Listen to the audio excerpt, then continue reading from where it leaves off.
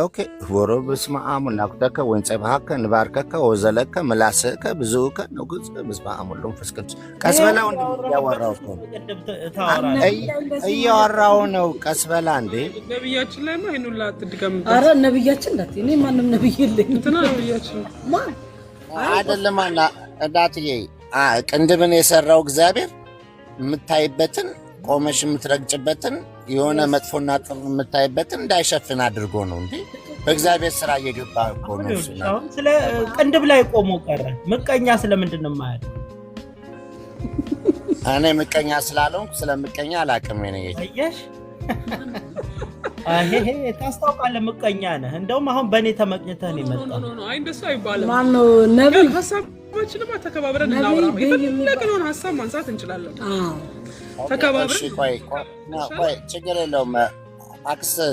ችግር የለውም